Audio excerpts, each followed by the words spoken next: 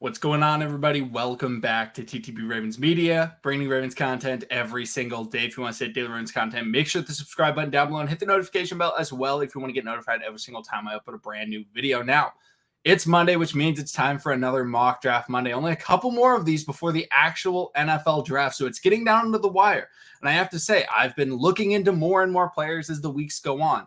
And, if you guys haven't watched any of the mock draft Mondays and this is your first time, welcome. But how it works, I do a 7-round, no trades, Baltimore Ravens mock draft. And the biggest thing I like to see is, one, what do you guys think about my picks? Two, if you dislike a pick, why do you dislike it? And three, if you feel like I missed out on some players that you think, hey, in the 4th round at pick 128, I really like this player because XYZ. I love to see those. I love to see your guys' mock drafts. I love looking at those players, looking into them, doing more research on them. If I didn't draft him, maybe all of a sudden I will and be like, wow, this guy's really good. I should look out for him in future mock drafts. So please let me know what you guys are thinking. And as always, I will put the mock draft in the comment section down below, but I recommend you wait till after the video to check it out because I will give my reasoning and explanations behind all the picks. Let's get right into it. Pick number 14. Now, guys, I talk about this all the time. I come out with a list every year of ranking the players that I want the Ravens to draft. It's been at about 6 players. I have added a player to that list, and I will come out with that list right before the draft. I will actually release the rankings and things like that. But with the 14th pick, I had the Ravens going with Andrew Booth Jr., the cornerback out of Clemson. Now, with all the first-round picks, every single time I draft them, everyone's shouting out, oh, you should have gone with this guy. I will say this. Off-the-board players, Jermaine Johnson was not available. Any of the, other edge rushers, not available. And then it was like, okay, do I really want to go center with Linderbaum? Or do I want to go with a cornerback? And I started really looking into him. And I am much more impressed than I was initially when I was looking at him. I think one of the biggest things that I love about him is he's extremely willing as a tackler. Now, he can be a bit chaotic sometimes. He can miss some tackles, but he's willing to get in there. He's willing to throw his body in there. He's willing to go through blocks, and he's willing to make some hits. I think that's really valuable to this team because we've had problems with players not really wanting to tackle. That's been an issue. Well, Andrew Booth is completely okay with tackling, and he's phenomenal with the ball in the air. He's got great hands. He's a playmaker. He can make interceptions, but he can also just get swats and things like that. He plays the ball in the air. He attacks the ball. And I like that. We do have Marlon Humphrey who plays the receiver, which he's phenomenal at it. There's multiple ways to play the cornerback position. I'm not saying he's wrong, but I like having diverse, different people. Marcus Peters plays the ball. Marlon plays the player. They're both really great at what they do. And adding Andrew Booth would just be another guy that can play the ball, maybe get some interceptions because that's been something that the Ravens have been lacking. And he's got really good size. Didn't end up running a 40-yard dash unless he did it at his pro day, in which case I do not know what that would be. But I don't think he ran a 40-yard dash. But he's got decent speed, not amazing acceleration by any means. He's definitely, in my opinion, the 3rd cornerback in the class. He's not better than Stingley. He's not better than Sauce. But I think at pick 14, if those 2 first guys are gone, I'm very happy with taking Andrew Booth. All right. I'm very happy with it now. I used to be really hesitant, but I've looked into it a lot more, watched some film on him, and I'm impressed. I would be completely okay with taking him. That was much longer than I normally spend on pick number 1 for the Ravens. So I'm going to try and run through these not overly quickly, but pick 45, I went with George Pickens. You guys watched my video. I think it was last week. I talked about how George Pickens has become one of my target players for the Ravens to draft. Really good size, excellent ball skills, and he's a physical wide receiver. I see him as that Anquan Bolden type of player when we already have a speedster in Hollywood Brown, a crisp route runner in Rashad Bateman. Let's get that guy that can go up and get it. And drafting a guy really early, the Ravens will actually use him. They just don't use later round draft picks, which I'm completely okay with drafting a later guy, big body wide receiver. He just won't get used. I feel like George Pickens would actually be used, and I'm a big fan of his game. Pick 76, I went with, in my opinion, the second biggest need for the Ravens, which is edge rusher. And this is one of my favorite edge rushers in this draft class. I went with Drake Jackson, edge rusher out of USC.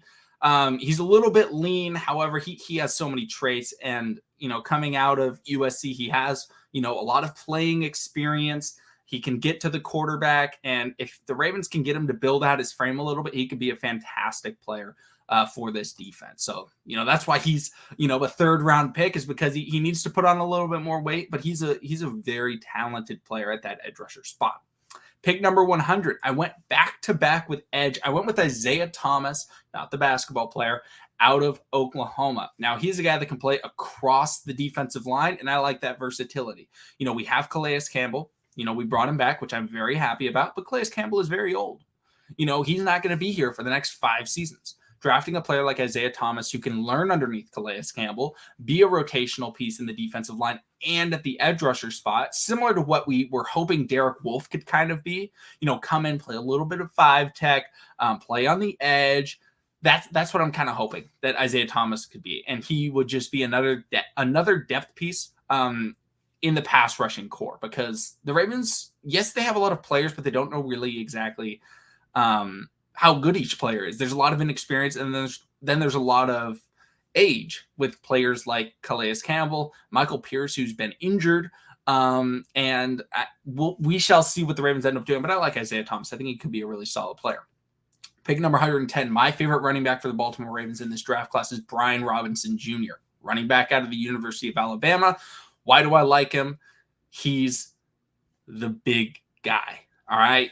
Gus Edwards is slimming down. J.K. Dobbins is shifty, cut back. He can get out in space and he's lethal. Brian Robinson can become the bus, honestly, because Gus Edwards is shifting to become a shiftier, more of a pass-catching running back. I'm not saying he's turning into Austin Eckler, but he's trying to become a player. I'll compare him more to a Joe Mixon type, where, hey, he can go out in the backfield, he can make some catches, or he can, kind of run up the middle, but he's starting to become a guy that he kind of wants to get outside a little bit, or at least that's what I've seen from Gus, especially with, how he's been rehabbing himself. But Brian Robinson Jr., a power back, you put him in I form, you put him in single back and pound him up the middle.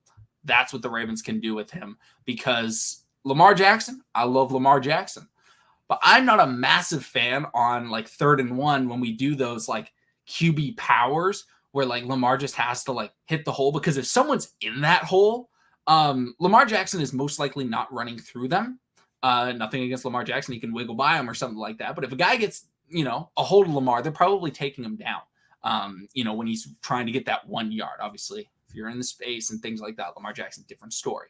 Brian Robinson Jr. will fall forward. Gus Edwards is a guy that can fall forward, but I think we do need another running back in our court, and I really like Brian Robinson as that pure power, big running back that the Ravens can use, especially running in behind a guy like Patrick Ricard, where even if you get through Ricard, you're probably off balance or something like that. Brian Robinson's going to run right through you. And we can't have Gus, every single time running our short yard situations. We can have a mixture of players. We can have, pistol formations with Brian Robinson, maybe to the side of Lamar Jackson, get JK or Gus behind him. Maybe Patrick Ricard as well, go a full pistol. But overall, I really like Brian Robinson as a player. I've drafted him a couple mock drafts. I love him. Pick 119, I got a lot of guys that I really like in this draft. I was very happy with the players I got. Now, obviously, there could always be improvements. I went with Brandon Smith, linebacker out of Penn State. The biggest thing with Brandon Smith is athleticism. Those Penn State linebackers, they've been coming out and doing very well. Examples, Micah Parsons. Examples, Odafe Oweh. Brandon Smith is the next line of super athletic Penn State linebacker. He's nowhere near as polished as a guy like Micah Parsons and things like that. But the Ravens, they just brought back Josh Bynes. They have Malik Harrison. They have Patrick Queen.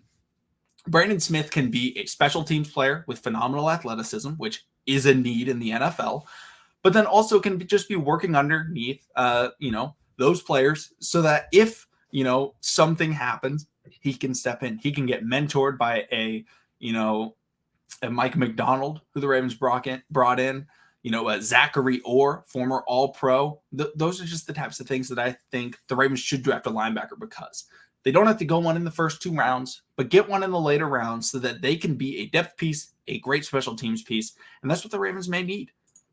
Pick 128, I went with Donovan West, center out of Arizona State.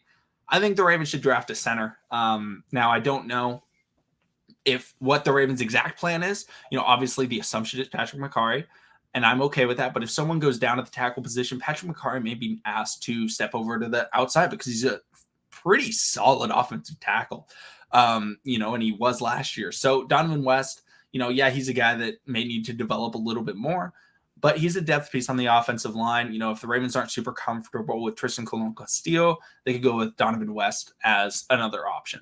Having options in depth at the offensive line is neat. Pick 139, another one of, not just my favorite players, but I think, so many people always comment, why didn't you draft this guy? You shouldn't have drafted Josh Doby. You should have gone for this guy. That's Coby Bryant, cornerback out of Cincinnati. Coby Bryant, really solid size, 6'2". He can play man-to-man coverage very well. Obviously played across from Sauce Gardner last year. Was one of the best cornerbacks in the country. He doesn't have incredible athleticism, which is why he's slipping. But another guy that had similar size, not as much athleticism, coming out of college, that would be Richard Sherman. Am I saying Coby Bryant is going to become Richard Sherman? No. I'm just saying that it can work.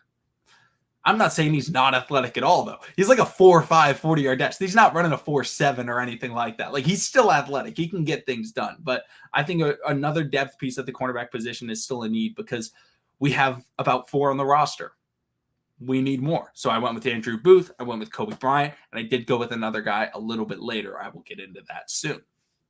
Pick number 141. I went with my favorite tight end in this draft class. In my opinion, the best pass-catching tight end in this draft class. I went with Jalen Wintermeyer out of Texas A&M. I've talked about it before. I've drafted him. I'm pretty sure I drafted him in at least 3 mock drafts. But I see him as like a Mark Andrews type. Coming out of college, not a great blocker, not a super willing blocker, but a phenomenal pass catcher. He can run routes. He can go up and make big catches. He can make big plays with the ball in his hands. That's what Mark Andrews was. And then we were like, hey, you need to block. And we got him into that blocking stance. And we got him to become a willing and relentless blocker. One of the best run blocking tight ends in the NFL last year was Mark Andrews. Jalen Wintermeyer can be the 3rd tight end on this roster. So when we go to that 3 tight end set, it's no longer Patrick Ricard running around.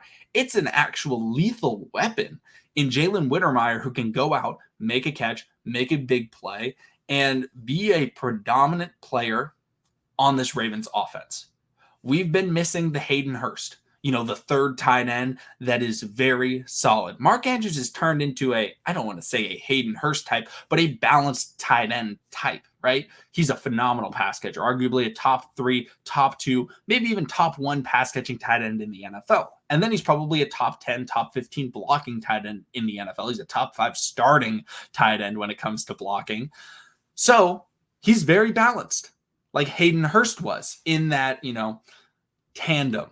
Then we obviously have Nick Boyle, a blocking tight end that can pass catch. Well, we can have Wintermeyer, who's a pass catcher that can work on his blocking, because it's a lot easier to get someone to work on their blocking than it is to get them to have good hands, in my opinion, because blocking a lot of times for a 3rd tight end, it may just be about effort. And he wasn't asked to line up on the line nearly as much. He was lining out at wide receiver, and he was like a pass-catching weapon. That's what he was seen as at Texas A&M. So I love him as a tight end prospect, especially where he's valued, because I think he could probably be the best tight end in this draft class, like without a doubt, in my opinion. Final pick, I went with Demarius Williams. I think this is the 2nd time I've ever drafted him. He's out of University of Houston, and he is a slot corner safety hybrid. The Ravens don't really know exactly what they're going to do at corner, or at least the slot cornerback spot. Now, there's potential for them to use an Ardarius Washington. They could throw Marlon Humphrey there. They have some options, but I think bringing in a Demarius Williams could be someone that can at least attempt to fill that void. We had success drafting Tavon Young late. He came in. He was a phenomenal player. I hope that he would be able to come in and be a decent player out of the slot and at least develop to become a starting slot player for the Ravens defense. Nickel packages, bring him in. Like I brought up before, the Ravens need cornerback depth, and I like Demarius Williams as a cornerback depth piece that can also play a little bit in the secondary. That's the biggest thing that I see. Cornerback is the biggest need, in my opinion, for the Baltimore Ravens in this draft. I addressed it 3 times. I feel like you have to address it at least 3 times if you're doing a draft, unless you're making trades with picks to trade up or something like that, so you have less picks. But with 10 picks, I think 30% of them should go to cornerback. Guys, let me know what you think about the draft. Let me know your mock drafts. Thank you, everybody, for watching. Subscribe for Daily Ravens content, and I'll see all of you again tomorrow.